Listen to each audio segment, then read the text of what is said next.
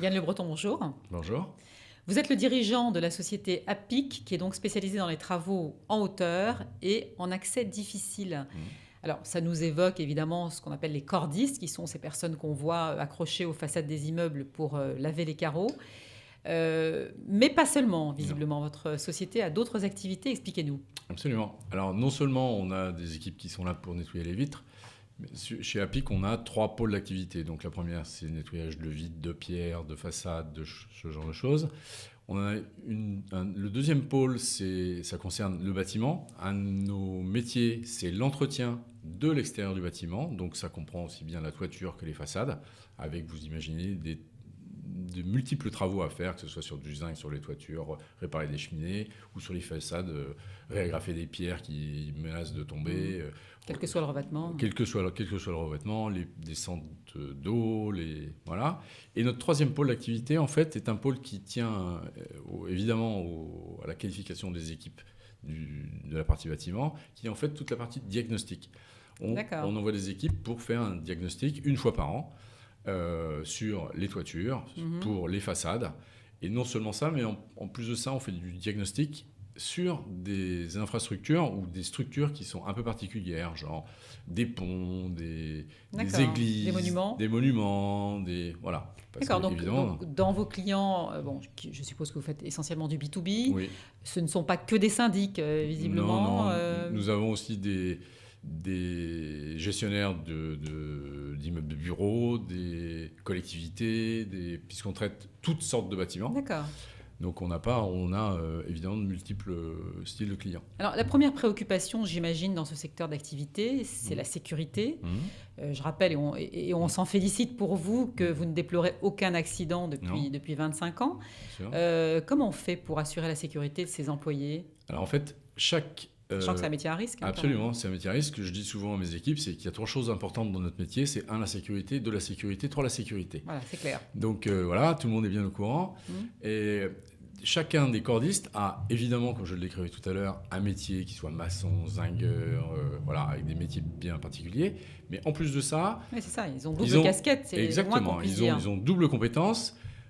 Chaque cordiste qui travaille chez APIC a forcément est passé par un niveau de qualification qui est dans notre Il y a jargon. des écoles qui forment à ça? Absolument, il y a plusieurs écoles en France, Ouais. dont moi il y en a une avec laquelle je fonctionne assez souvent. Et pour vous donner une idée, la dernière épreuve de cette formation qui dure au minimum 5 semaines, c'est une descente de falaise qui fait 300 mètres de haut.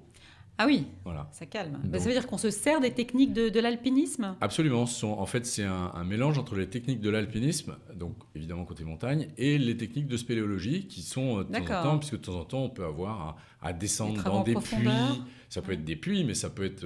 On peut imaginer que dans un immeuble de 100 mètres de haut, il faille aller dans une trémie pour aller faire des réparations. Donc là, les cordistes sont dans des milieux contraints.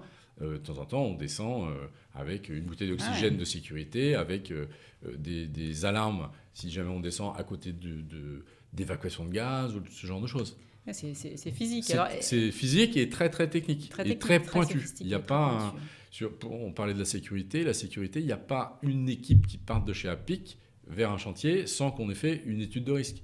D'accord. 100% des chantiers que nous prenons, un chargé d'affaires s'est déplacé sur place, évidemment pour faire le chiffrage, mais aussi pour faire l'étude de risque. C'est parfaitement maîtrisé. Parfaitement Il y a maîtrisé. pas on laisse Absolument. le moins de place possible au Mais hasard. c'est En parlant de totalement- hasard, est-ce qu'il y a une saisonnalité dans Oui, ce absolument. métier? On a Forcément, évidemment, j'imagine.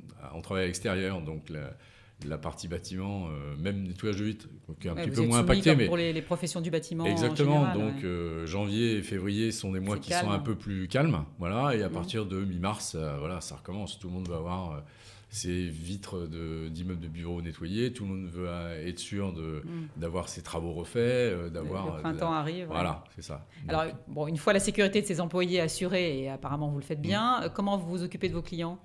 Mais en fait, les clients, on a dans l'organisation, chaque client a un chargé d'affaires qui est son interlocuteur. Unique. Unique, absolument. Donc c'est la voie qui est la plus facile.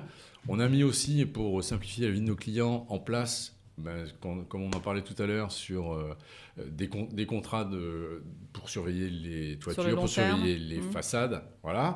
Et là, c'est nous qui gérons des contrats pour nos clients. annuels. Ce sont des contrats annuels, absolument. Et c'est nous qui gérons, donc on gère nos passages. Nos clients, en gros, là, sur cette activité, les syndics ben, on leur envoie les rapports, les films, et puis les travaux qu'on suppose, qui seront nécessaires dans le temps. Et puis, ben, on a évidemment un site web qui est facilement accessible, où les gens peuvent nous demander les interventions rapides, des demandes. Ça veut dire que vous intervenez aussi en cas de crise, on va dire, en oui, ça gestion peut tout à fait être en cas de crise. crise. On a une intervention rapide, globalement, on l'a fait en 48 heures. D'accord. Voilà, donc ça veut dire que si demain, sur votre façade, vous apercevez qu'il y a un bout d'un balcon qui menace de tomber, Ouais. parce que C'est une vraie crise. Voilà, c'est une vraie crise, voilà, mais c'est exactement ça. Nous, on intervient en 48 heures et on isole ça et on sécurise. Protégé. Exactement, on sécurise pour qu'il n'y ait pas de chute. Ou si on peut, on enlève la partie qui est simple à enlever. Mais là, on sent... En tout cas, vous gérez le problème. Exactement. Merci beaucoup, Yann Le Breton, d'avoir répondu à notre invitation. Mais je vous en prie, avec plaisir.